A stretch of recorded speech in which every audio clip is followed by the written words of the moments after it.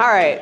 Apologies for the technical difficulties. My name is Heather Lawrence. I'm presenting on adversarial example witchcraft, or how to use alchemy to turn turtles into rifles. There are a lot of details, nuances on this slide deck. If you want the resources, and it's in 9 font, you're never going to be able to read it, please access the slides at this link. Hopefully you can read that. And I will also have it on the end slide too if you need it. Sorry about that. All right, cool.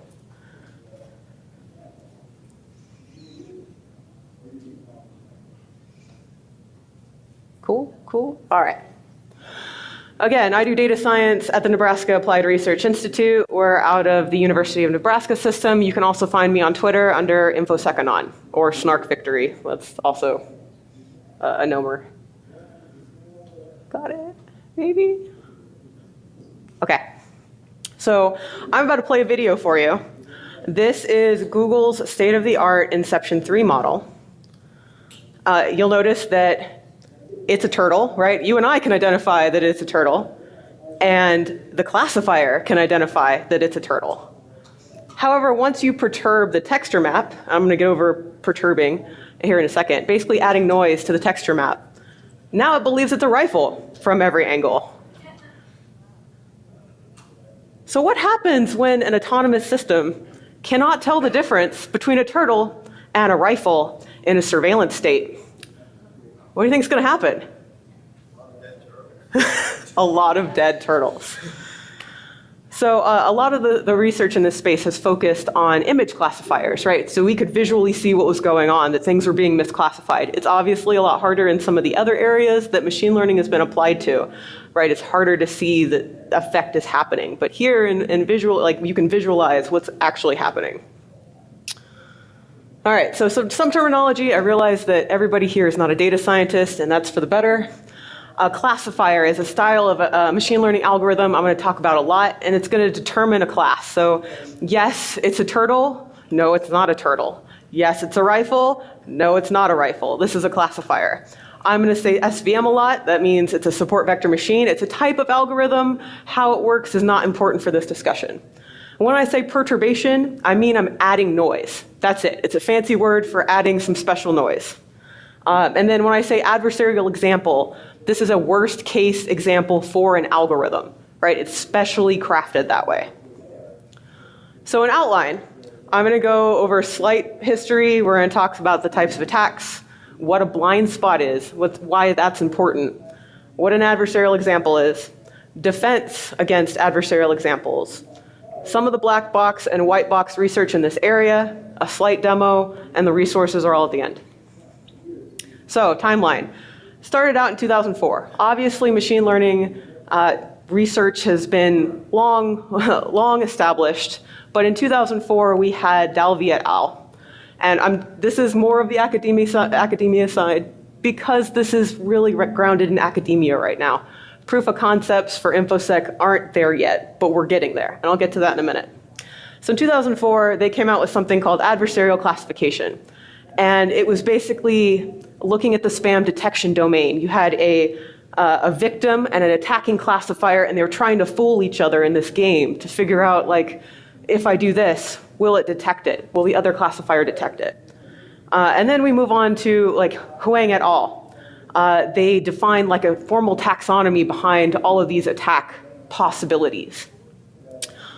There were other notable contributions. This is not an exhaustive list by any means of the imagination, but I'm trying to hit on some of the really high points that have developed this research area.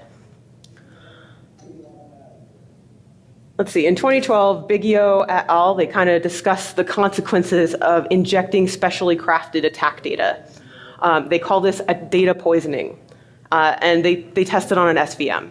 At this point, SVM is like the model they all start with, and then they start going into like deep neural networks, some of the more advanced machine learning algorithms out there. Shogati was the first group to start retraining their classifiers with these adversarial examples to kind of see what happened.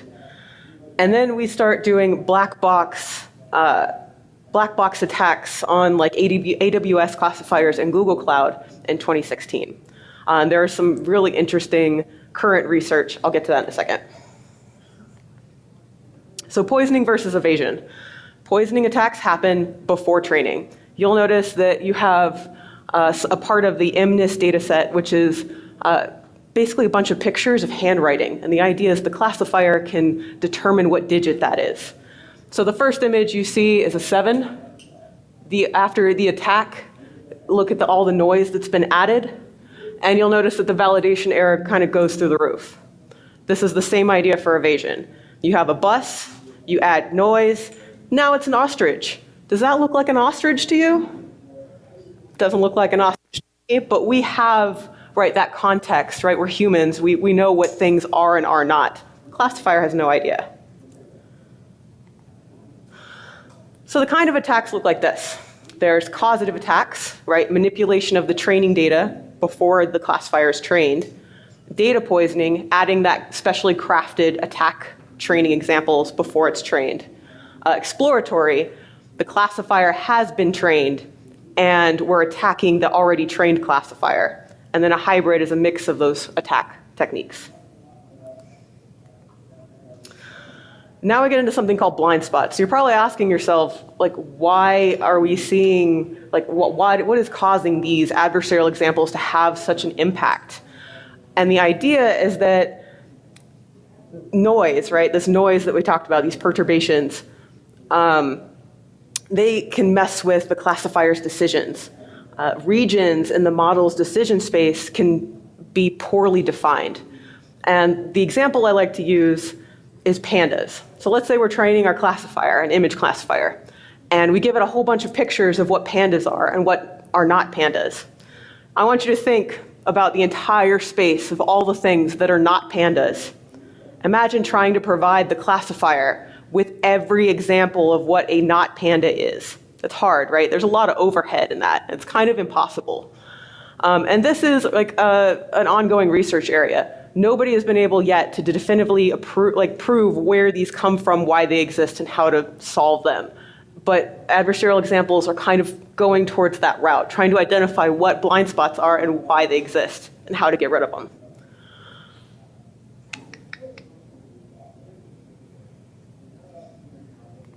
Okay, so here be bugs. As introspection into these algorithms increase, obviously we're going to get some more bugs, right? So much like bug bounty programs, where you're starting to get more eyes on a line of code, we're getting more eyes on our algorithms and trying to figure out how to break them. Remember that we have a talent shortage, right, of information security professionals. It's estimated there's like 105,000 in the US alone. But think about 22,000 experts looking at machine learning like algorithms and trying to break them, right? That's a factor of 5 in the US alone. So as we start training up more people who are fluent in machine learning algorithms, we're going to start to see more ways that we can break the classifiers. So what are adversarial examples, right? Data that presents the worst case to the classifier, intentionally designed to make the classifier make the wrong decision, right? Examples for us, right, in information security is detecting domain generation algorithms in command and control infrastructure. Or, my favorite, how about generating malicious portable executables that are still malicious, but that get by the classifier and are classified as benign? There is an interesting article or an interesting paper in this area where they reserved parts of the executable that were essential for it to execute, right, to work. And then they perturbed everything else. And remember like 10 years ago, we were like, signatures are bad. Don't do signatures. We have machine learning for this. Guess what? We're back here again. So now we have machine learning trying to detect these attacks, and now we can subvert the machine learning algorithm, right? Adding on to that attack defense paradigm. So some real world examples of research that are out there, adding the stickers to the stop sign for self-driving cars, using eyeglass frames to subvert facial recognition systems, or adding noise to verbal, like, okay Google, to make it completely not register what you said to it. These are kind of scary, but remember when you used to throw salt over your shoulder for good luck? How about salt circles to trap self-driving cars? We're like using Alchemy to fool AI systems now. This is a thing. So, generating adversarial examples. Again, we're just adding specially crafted noise. And we do this by using gradient ascent or gradient descent. And one of the methods underneath that is called fast gradient sine method. I'm not going to get into the math. It's really not important. Basically, you take each pixel, you perturb it toward the direction where you're going to get the most error, and you do that for the entire image. Or in case of video, do it for the video. So what can we do about adversarial examples? We want robust algorithms. We know that retraining from scratch increases misclassifications. We know that retraining with a disjoint data set increases misclassifications. However, we also know that training with adversarial examples reduces the misclassifications. So if we took that into consideration, if we reduce the activation given to inputs that can be tricked, right, we're reducing the amount of exposure we have for that algorithm. Another way we could do it is keeping a human in the loop, making sure it's not completely autonomous, right? It doesn't just do its own thing. It got the QA approval checkbox, right, and we're just letting it go and do its automation. Keep a human looking at it, making sure that it's doing what it's supposed to be doing. And then another version is adding consensus. Now, instead of having one classifier to rule them all, we have 3 classifiers that must come to a consensus about whether that input should be believed or not. Our training life cycle is probably going to change, right? If you're a data scientist, maybe you work with this, you'll recognize the import, clean, test, train, split, and then deploy. With adversarial examples, we're increasing that training life cycle. We're generating adversarial examples. We're testing with adversarial examples, and we're repeating that until we get more coverage over that negative space that we were talking about earlier, right? Providing all of those examples that we couldn't provide to the classifier, and then deploying. Research in this area traditionally was kind of lackluster. A lot of the earlier papers assumed easy mode, right? The attacker has full access to the classifier and all the training data and all the test data, right? That's not realistic. Nobody's going to have that kind of access unless you have an insider threat. And several of the papers reference the information security community, like, look to them so we can have more robust attacks because we're really good at attacking things. But black box research, and I say that as in a recent less than 5 years time frame, attacks can now be transferred between classifiers. So before, when I said white box, like you had access to everything, I don't need access to your classifier anymore. I can attack your classifier with my classifier without touching your training data. Your victim model becomes an oracle. So I can ask your victim a whole bunch of stuff. How does this classify? How does this classify? And then use the examples that it gives me to train my own classifier. After that classifier has been trained, I can generate adversarial examples on my classifier that work on your classifier, which that's kind of scary because I don't need to touch your classifier. I don't need to touch its code. I don't need to touch its training data, but I can still affect it.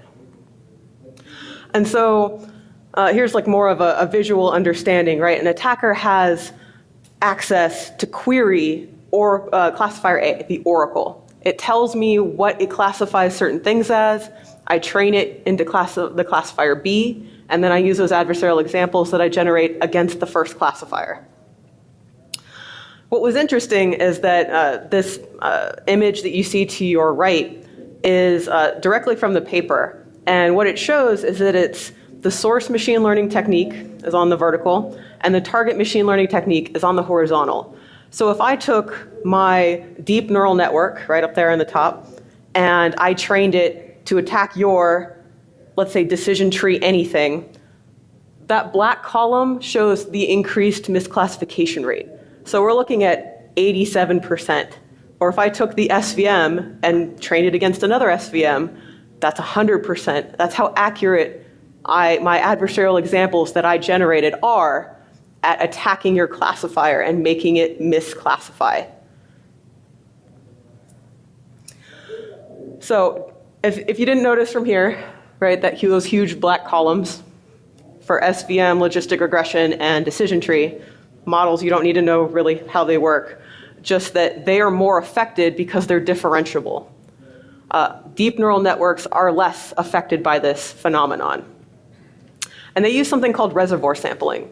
So remember when I was talking about the oracle and I have to query it? I don't have to query it exhaustively. In order to get the amount of training that I need to attack your classifier, you would think that I would need thousands, right? Thousands of data points to figure out how it was classified. But using reservoir sampling, I take a random mix of those, and I can reduce that querying amount down to the hundreds instead of the thousands. Notable research in this area, notice the date, June 2018. All right, more researchers are starting to use the limited information approach, and they're taking their stuff and testing it against Google Cloud and AWS. So they're taking Google Cloud's classifiers and trying to subvert them. So if you're using Google Cloud or AWS for their machine learning capabilities, and I can subvert them, what do you think that means for the greater community? Who's looking for this? All right, so demo. In the event that you actually want to try this out on your own, to the left is a QR code for TF Classify, which is an Android app. To the right is something, it's an adversarial patch. It has been formulated specifically to be registered as a toaster. Does that look like a toaster to you? Little bit like a toaster? Not completely like a toaster. I wouldn't recognize that as a toaster. I like that, sir. All right, so demo, right? We have TF Classify. Pair of glasses, that's about 60%, 60 to 70%. We have the patch. The patch is a toaster at about 30%. That's not a toaster.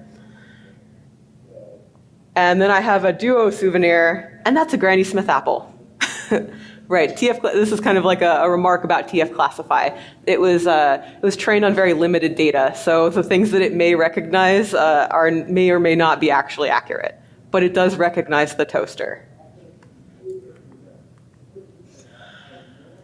References. I pulled a bunch of papers, academic papers for this. If there was something that I didn't go into depth enough about, that's why I have these references here, so that you can go and pull these papers and read them for yourself to see like how important these are, right? Because it's really hard to hit on all of the nuances in 25 minutes.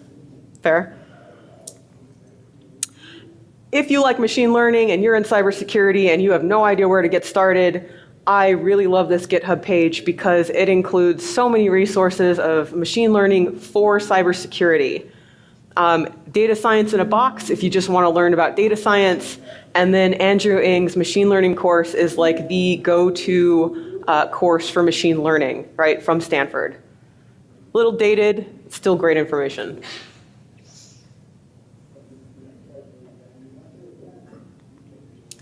So takeaways, right? Came in late. Machine learning algorithms can be attacked. And algorithms, like humans, have blind spots. Red team your algorithms to increase robustness, right? We want to be strong against possible attackers. We don't want them reprogramming our machine learning algorithms. That's kind of dangerous. So like SQL injection, classifiers require input validation, right? Don't trust your user to just give information the classifier is going to use to continue to update. Make sure that you have some kind of input validation or some kind of defense mechanism in an adversarial environment.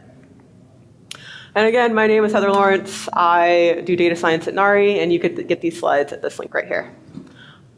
If there are any questions, I would love to take them at this time. All right, let me work from the back forward. So you mentioned current research there testing against AWS and Google Cloud and stuff like that. Yes. And I think everybody in here probably knows the new hotness on the endpoint is your machine learning algorithms, abandoning signature, your CrowdStrikes, Cylance, Endgame. Do you know of any research that's currently going on that's kind of targeting kind of circumventing that endpoint protection, or those machine learning algorithms, or using it to kind of, I guess, attack that stuff? So I can't speak definitively on how they work, mostly because how they work is the bread and butter, crown jewels, IP that they protect, right? How they do it. I do know that I am currently working on research in this area for information security. I just got a $100,000 grant from Cisco in order to complete this research. The premise behind it is that we have an enterprise network set up through Docker and a VPN connection, and we're trying to figure out if you can use a classifier to fool the machine learning algorithm on the inside that's using an NGFW to block IP addresses. So we are trying to, there is movement in this area to apply it directly to information security. Yes, sir. So on the research that you've done so far, what you're reporting on, is this basically poisoning the original data set, or could any of this be applied as a man in the middle and doing this in real time? Fuzzing the results in a sense. So it is kind of fuzzing the results, right? When you're querying the Oracle, you're kind of trying to determine how the classifier is going to react. So you're giving it data, and it's like, is it a panda? Is it not a panda? So it is kind of like fuzzing in real time, but it depends on how the algorithm is implemented, right? So some algorithms do batch, so it gets like 5 minutes of data, updates the algorithm, and then goes on that. And sometimes it's on the fly, instantaneous. So it kind of matters on how it's set up in the back end. Yes, sir. All right, Heather, thank you much. We've got to get the next speaker in here. I'm sure you'll be around answering any questions outside the room. Thank you.